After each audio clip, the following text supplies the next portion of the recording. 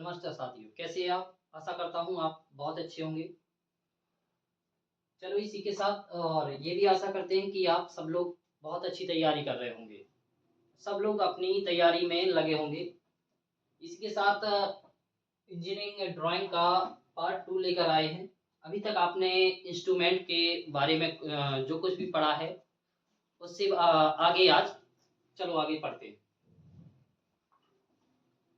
तो अभी तक जिसके बारे में पढ़ा था उससे आगे अब अपनी अगला उपकरण है ड्राइंग। तो ड्राइंग बनाने के लिए आपको एक और ज़रूरी चीज़ वो चाहिए आपको ड्राइंग शीट।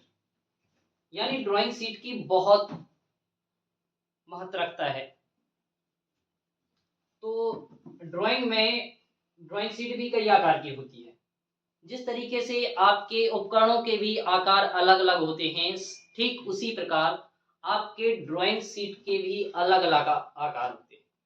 यानी अलग अलग जिस आकार की आपको ड्राइंग तैयार करनी है उस आकार की आपको ड्राइंग शीट की आवश्यकता पड़ेगी। इसमें कुछ आकार हैं जो ये आपके सामने हैं।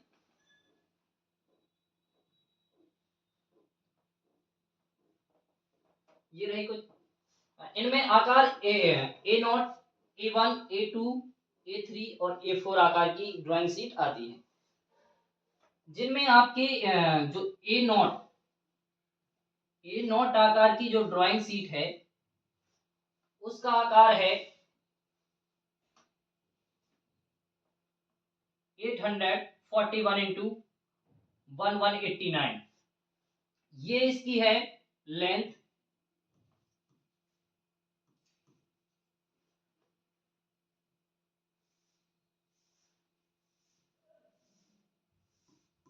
Length by breath. और अगर इसी फॉर्म में इसकी बोर्ड होता था जो अपना ड्राइंग बोर्ड में चौड़ाई।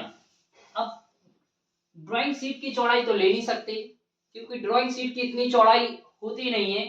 अमूमन वो एक कागज होता है और कागज की ज्यादातर चौड़ाई होती नहीं है। कागज की चौड़ाई नहीं होती है तो इसे हम लोग छोड़ देते हैं ड्राइंग शीट की ऊंचाई को। अब बात करते हैं A1 की। तो A1 साइज निकालने के लिए जो ये लेंथ है ये बन जाएगी आपकी क्या, चौड़ाई हो जाएगी। और लंबाई निकालने के लिए इसमें 2 से डिवाइड कर देंगे 1111 को, 1189 को। तो एक रिमाइंडर आएगा तो रिमाइंडर को छोड़ देंगे, बाकी कितना आ जाएगा 5 9 4।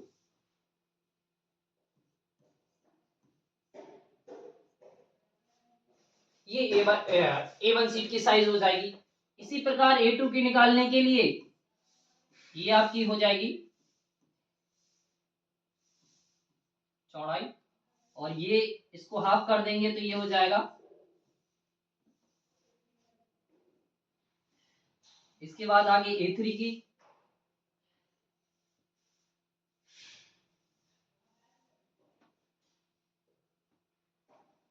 A3 की हो जाएगी आपकी ये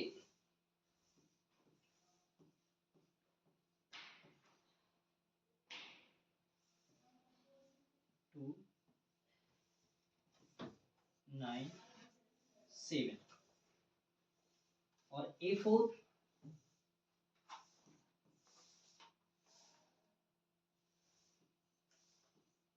2 9 7। ये हो जाएगा 210। ये आपके इसी प्रकार आगे बढ़ता जाएगा और ये जो साइज रहेंगी आपकी ड्राइंग शीट की A0, A1, A2, A3, A4 और A5 की साइज। और जो आपकी A4 साइज है इसका प्रयोग हम लोग फोटो कॉपी या जो कॉपी करते हैं उसमें प्रयोग किया जाता है, जो कि देखने पर बहुत पतला पतली शीट रहती है, उसका प्रयोग करते हैं। तो यहां से आपके क्वेश्चन बनना स्टार्ट हो जाते हैं। इनमें जो पहला क्वेश्चन बनेगा वो इस प्रकार से बनेगा कि सबसे बड़े आकार की सीट कौन सी है। तो इनमें सबसे बड़े आकार की जो सीट रहेगी वो रहेगी आपकी A0 यानी A0। जैसे जैसे इसका नंबर बढ़ता जाएगा वैसे वैसे ड्राइंग सीट का आकार भी छोटा होता जाएगा। अब आपके जितने भी इससे क्वेश्चन बनेंगे वो आपसे क्लियर हो जाएंगे।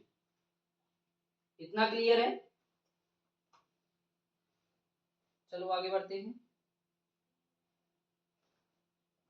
ये देखिए, अगला जो उपकरण आपके हैं उन उपकरणों में फ्रेंच वक्र यानी फ्रेंच कर्व, शायद आप लोगों ने देखा होगा कभी या नहीं देखा होगा, तो अब इनका प्रयोग करके करना है।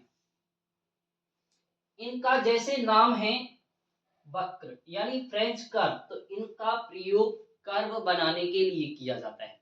आपको जैसा कर्व चाहिए, अगर इसका ऐसा कर्व चाहिए तो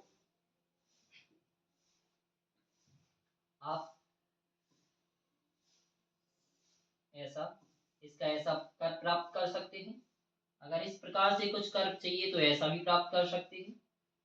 मतलब जिस प्रकार से आपको कर्व की जरूरत पड़ रही है ना, इन कर्व से वैसा कर्व प्राप्त कर सकते हैं।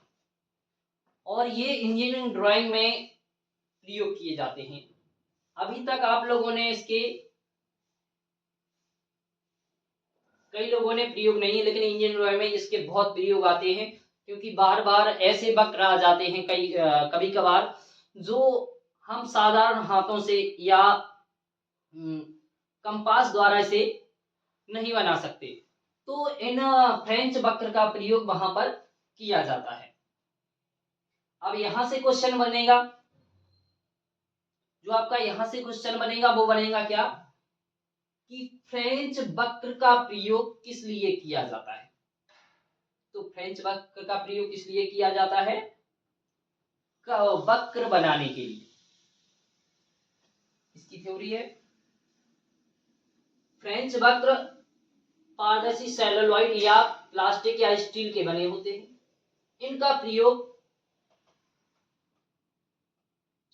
चिकने वक्र चाप जिन्हें कंपास द्वारा नहीं खींचा जा सकता है, उन्हें खींचने के लिए इसका प्रयोग किया जा सकता है।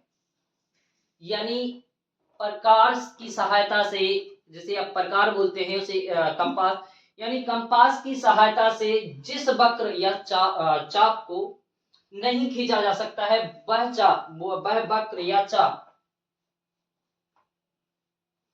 इस फ्रेंच वक्र की सहायता से प्राप्त कर सकते हैं। क्लियर है साथियों इतना? चलो आगे बढ़ते हैं।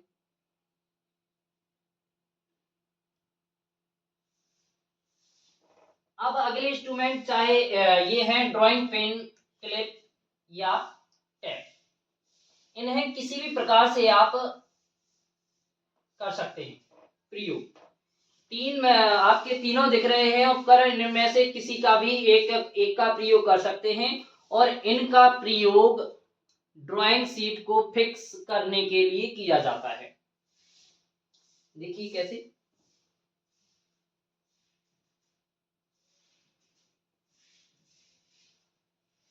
ये है ड्राइंग शीट। इनका प्रयोग आप यहां या तो पिन लगा दीजिए ऐसे, ये कर सकते हैं, या फिर इसका टैपिंग कर सकते हैं यहां पे।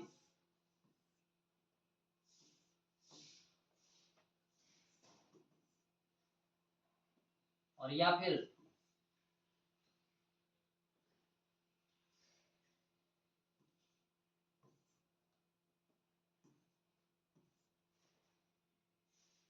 ये इस तरीके से क्लिप लगा सकते हैं।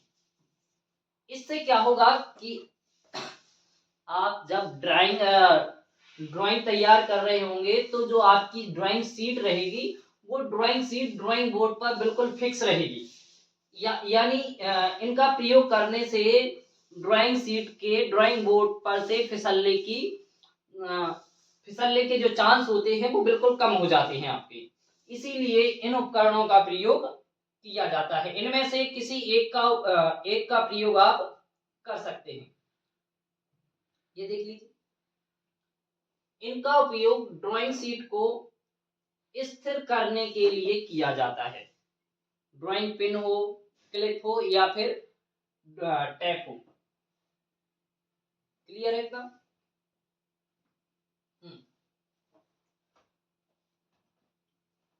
देखिए साथियों, ये आज तक इसका प्रयोग हमने कभी किया ही नहीं। ये सिर्फ हमारे ज्योमेट्री बॉक्स में रखा रहता था, या फिर इसका प्रयोग हम अपने दोस्तों को चुभोने के लिए किया करते थे। लेकिन अब इसका प्रयोग इंजीनियरिंग ड्राइंग में किया जाता है। और इसका प्रयोग कैसे किया जाता है? जैसे अगर कोई लाइन है,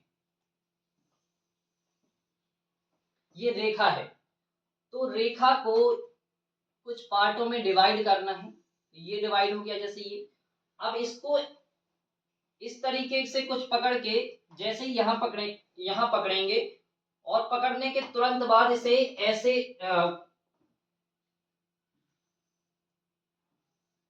यहाँ पे माप जो है डायरेक्ट स्थानांतरित कर देंगे फिर, और ऐसे ये इसके आप रेखा को पार्टों में विभाजित कर सकते हैं। तो इसके जो उपयोग हैं, उसका प्रयोग किया जाता है माप स्थानांतरित करने के लिए। यह है वक्र या सीधी रेखा को किसी भी संख्या में बराबर भागों में विभाजित करने के लिए इसका उपयोग किया जाता है। यानी चाहे रेखा हो या कोई वक्र हो, तो उसको बराबर भागों में विभाजित करने के लिए इसका डिवाइडर का प्रयोग किया जाता है। जैसे इसका नाम से ही दिख रहा होगा आपको, डिवाइडर। तो डिवाइडर नाम दिख रहा है, तो डिवाइडर से यानी इसका काम क्या है? डिवाइडर का है डिवाइड करना। क्लियर है? चलो आगे बढ़ते हैं। अगला जो आपका उपकरण है वो है आपका कंपास। इस कंपास में ये नीडल होता है, यानी एक पेन यहां लगी रहती है और यहां पर जो पेंसिल को होल्ड करने के लिए सिस्टम रहता है, और यहां पेंसिल की निब रहती है। इसको अपन लोग ऐसे रख के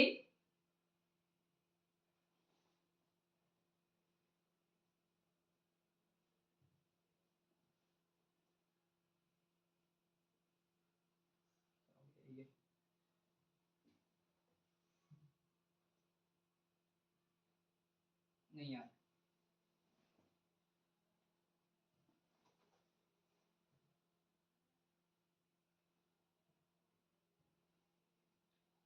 ये प्रकार है, और इसको ऐसे रख के चारों तरफ ऐसा घुमा दिया जाता। तो या तो प्रकार की सहायता से इसको वृत्त बनाया जाता है, या फिर यहां से रख के ये अर्धवृत्त बनाया जाता है। इनका प्रकार का प्रयोग दो तरीके से, या तो वक्र बनाने के लिए, चाप के लिए, अर्धवक्र के लिए इसके प्रयोग किए जाते हैं। ये है इसके प्रयोग। वृत्त और चाप खींचने के लिए किसका प्रयोग? कंपास का प्रयोग किया जाता है। यानी जो कंपास है, ये आपका इंजीनियरिंग ड्राइंग में जब कभी या तो कोई वक्र आ जाएगा, या वक्र की जगह कहीं चाप लगाना है, तो आप कंपास का प्रयोग कर सकते हैं, क्योंकि इससे वक्र बनाने में आसानी होती है और हमारी ड्राइंग भी साफ एवं स्वच्छ आती है। तो यहां से क्वेश्चन बनता है कि जो कंपास होता है, कंपास का प्रयोग किस लिए किया जाता है? तो कंपास का प्रयोग किया जाता है अपने वृत्त और चाप खींचने के लिए इसका प्रयोग किया जाता है। कितना क्लियर है? चलो अगला अगला उपकरण जो आपका है, देखो पेंसिल। अभी तक आपने पेंसिल देखी होंगी, जो आपके सामने दिख रही हैं, ये पेंसिल के प्रकार है। अब आपको ये लग रहा होगा कि ये वाला जो ऊपर दिख रहा है ये डार्क दिख रहा है, यहाँ डार्क दिख रहा है और यहाँ पे बिल्कुल लाइट दिख रहा है। आपको लग रहा होगा कि ये जो पेंसिल है इसको ज्यादातर दबाकर या फोर्स के साथ चलाया गया है, इसलिए ये ज्यादा ब्लैक है, और इसको बिल्कुल हल्के हाथों से चलाया गया होगा तो ये सॉफ्ट दिख रही है, यानी हल्की दिख रही है। तो ऐसा नहीं है साथियों। ये जो पेंसिल होती हैं, पेंसिल की ये जो लीड है, ये वाली, ये इसके ऊपर निर्भर करता है कि पेंसिल कैसी चलेगी। अगर इसकी जो लीड है, ये लीड यानी जो लीड है आपकी, अगर ये लीड जितनी हार्ड रहेगी, लीड आपकी जितनी हार्ड रहेगी, पेंसिल उतनी ही लाइट चलेगी। क्यों? क्योंकि जैसे ही लीड हार्ड होगी तो उसे क्या बोलते हैं, लीड को कम दबाव से उसका जो जैसे इस पे दबाव पड़ेगा तो ये लीड है ना, लीड अपना कलर बहुत कम छोड़ेगी। और जब जो आपकी लीड कोमल रहेगी, तो कोमल रहेगी तो ज्यादा कलर देगी ये। तो जैसे ही जो अमूमन अपने यहाँ पे प्रयोग की जाती है, जो आमतौर पर दुकानों में मिलती है, वो HB की पेंसिल मिलती है, और कौन सी, वही नटराज वाली। इसे हम लोग बहुत अच्छी पेंसिल मानते हैं। लेकिन ये तो हार्ड ब्लैक, यानी जितना सॉफ्ट होगी उसकी लीड उतना ब्लैक दिखेगा, और जितना सॉरी जितनी कोमल होगी उसकी लीड उतनी कितनी कैसी दिखेगी, वो ब्लैक, यानी B फॉर ब्लैक। और जितनी हार्ड होगी ना, उतनी हल्की दिखेगी पेंसिल। तो ये हैं पेंसिल के उपयोग। अब इनमें जो आमतौर पर प्रयोग सामान्य तौर पर वो की जाती है HB, और HB से जैसे ही B ये हो जाएगा,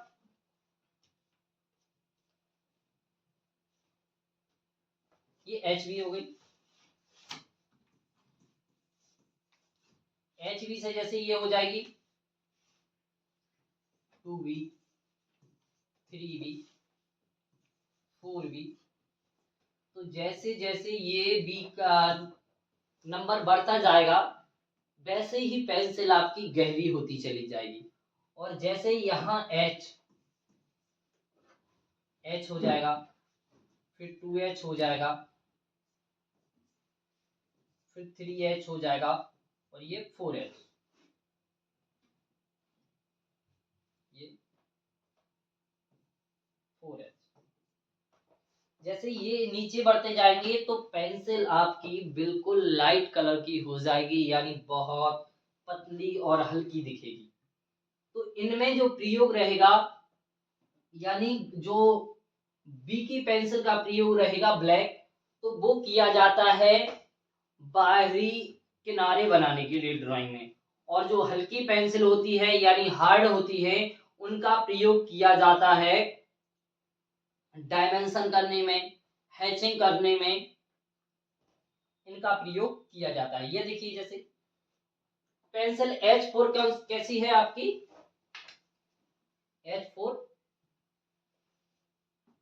H4 हार्ड, ये है पेंसिल H4 हार्ड है, B black, HB hard black. ये देखिए H ग्रेड हार्ड लीड हल्की रेखाएं, यानी इसका प्रयोग H ग्रेड की जो पेंसिल रहेगी उसका प्रयोग किया जाएगा हल्की रेखाएं बनाने के लिए, जिसमें 2H पेंसिल होगी, 4H, 6H। और आपकी जो बी ग्रेड की पेंसिल होगी, बी ग्रेड की पेंसिल होगी, बी ग्रेड की पेंसिल में सॉफ्ट लीड रहेगी।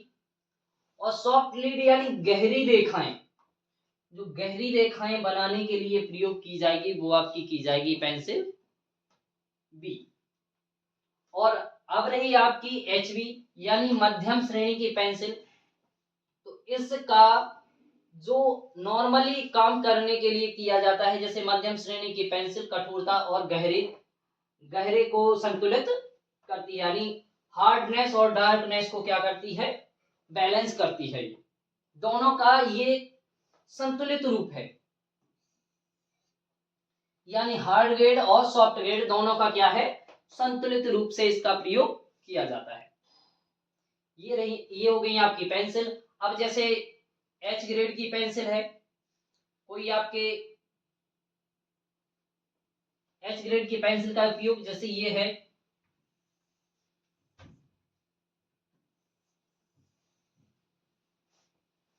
ये कोई आपका यहाँ पे आपकी ड्राइंग बन रही है, तो जो H ग्रेड की पेंसिल होगी उसका प्रयोग कैसे किया जाएगा,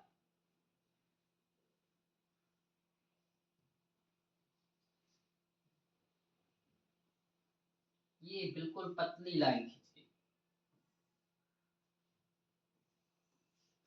के ऐसे, और यहाँ पे आपकी डायमेंशन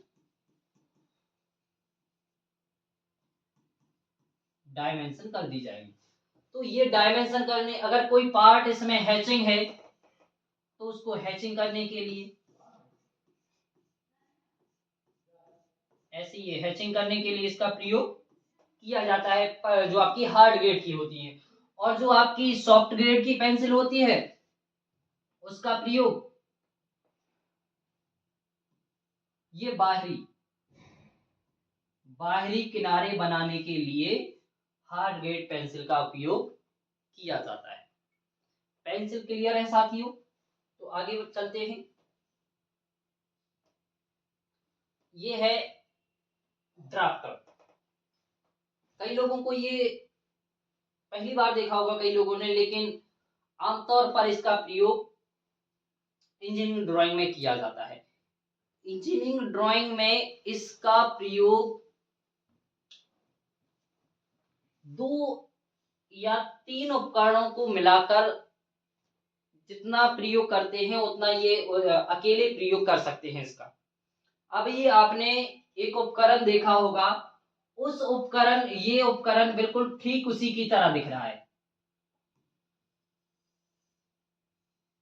ये 90 डिग्री, यानी 90 डिग्री की जो बिल्कुल आपको क्षैतिज या ऊर्ध्वाधर रेखाएं खींचने के लिए अभी एक उपकरण का प्रयोग किया जाता था, उसका नाम है टी स्क्वायर।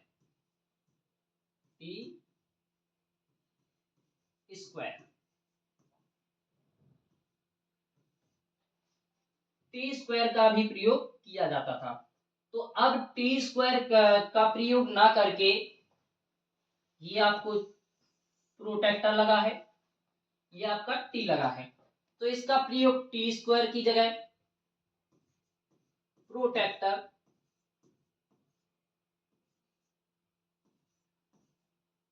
इन दोनों के स्थान पे ड्राफ्टर का प्रयोग कर सकते हैं। इसे मिनी ड्राफ्टर भी कहा जाता है, यानी क्षैतिज और ऊर्ध्वाधर रेखाएं खींचने के लिए ड्राफ्टर का प्रयोग किया जाता है। इसके सहारे बोर्ड पर इसे फिक्स कर दिया जाता है, और बोर्ड पर फिक्स करने के बाद फिर इस स्केल की सहायता से आप यहां एंगल भी ड्रॉ कर सकते हैं, या फिर क्षैतिज या ऊर्ध्वाधर रेखाएं इसकी सहायता से खींच सकते हैं। और इसे क्षैतिज या ऊर्ध्वाधर जो रेखाएं खींची जाती हैं, बहुत आसानी से इससे रेखाएं खींची जाती हैं। ये देखिए, सबसे पहले इंजीनियरिंग ड्राइंग में ड्राफ्टर का उपयोग, टी स्क्वायर का उपयोग किए बिना पूरी तरह से समानांतर क्षैतिज ऊर्ध्वाधर रेखाएं खींचने के लिए स्केल को समायोजित किया जा सकता है। यानी ना तो टी स्क्वायर का प्रयोग करना पड़ेगा और ना ही प्रोटेक्टर का, और इससे क्या की जा सकती है, समानांतर क्षैतिज रेखाएं खींची जा सकती हैं। दूसरा है तकनीकी रेखा चित्रों में स्वीकृत सुनिश्चित करते हुए आसानी से लंबवत रेखाएं बनाने में मदद करता है। यानी लंबवत रेखाएं इससे खींची जा सकती हैं। और अगला है प्रोटेक्टर हेड।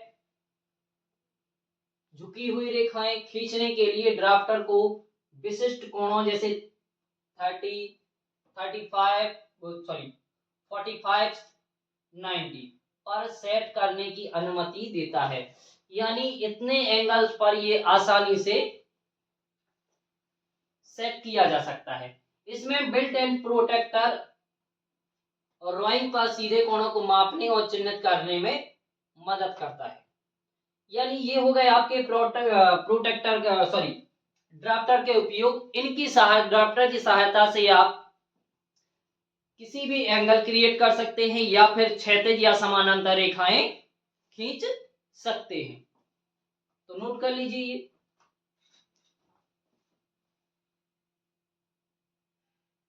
ये रहा पहला।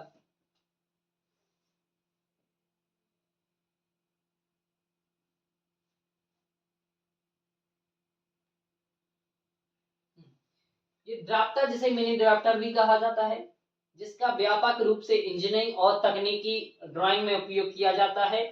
यह टी स्क्वायर, सेट स्क्वायर और प्रोटेक्टर यानी आपके तीन उपकरण एक साथ, तीन उपकरणों को एक साथ जोड़ता है। जो आपके टी स्क्वायर, सेट स्क्वायर और प्रोटेक्टर से काम होता था वो आपके अकेले ड्राफ्टर से काम हो जाएगा। तो नोट कर लीजिए इतना।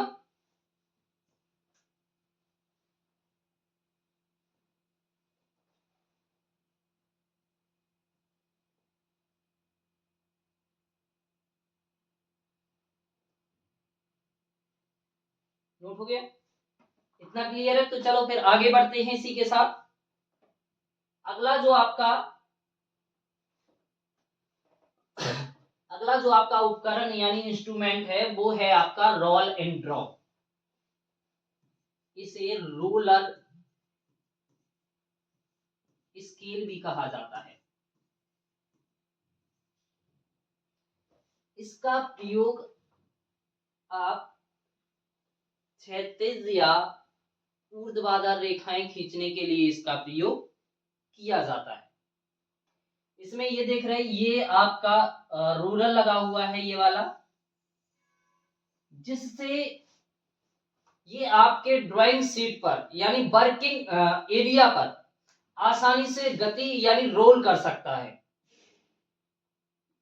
और जब ये रोल करेगा तो आपको जिस स्थान पर क्षैतिज या ऊर्ध्वाधर रेखाएं खींचनी है उस स्थान पर इसे आसानी से ले जाया जा सकता है। देखिए रोल एंड ड्रा, जिसे रोलिंग रूलर भी कहा जाता है, एक विशेष ड्राइंग टूल है जिसे सीधी रेखाएं, समानांतर रेखाएं, कोण और विभिन्न ज्यामितीय आकृतियां बनाने में सटीकता दक्षता बढ़ाने के लिए डिजाइन किया गया है। इसमें एक बिल्ट इन रोलर, जो बिल्ट इन रोलर लगा रहता है वो मैकेनिज्म शामिल है जो ड्राइंग सतह पर सुचारू रूप से गति, यानी जो आपके ड्राइंग सतह है, ड्राइंग सतह पर आसानी से क्या करता है, ये गति करता है। और गति करने से आप आसानी से इसमें जो समानांतर, क्षैतिज या सीधी रेखाएं खींचने के लिए इसमें बहुत आसानी होती है। तो इससे आपका क्वेश्चन बनता है कि रोल एंड ड्रॉ का प्रयोग किस लिए किया जाता है। तो आपके सामने है कि रोल एंड ड्रॉ का प्रयोग समानांतर क्षैतिज रेखाएं खींचने के लिए किया जाता है। इतना क्लियर है साथियों।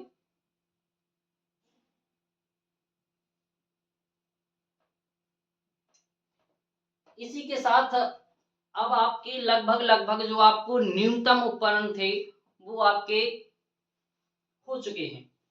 और बाकी जो ये सारे टॉपिक्स आपके खत्म हुए हैं, इन टॉपिक से जो भी क्वेश्चन या जो सवाल इनसे बन रहे हैं, अगले वीडियो में मैं आपको एक प्रैक्टिस सेट के रूप में प्रोवाइड करवा दूंगा।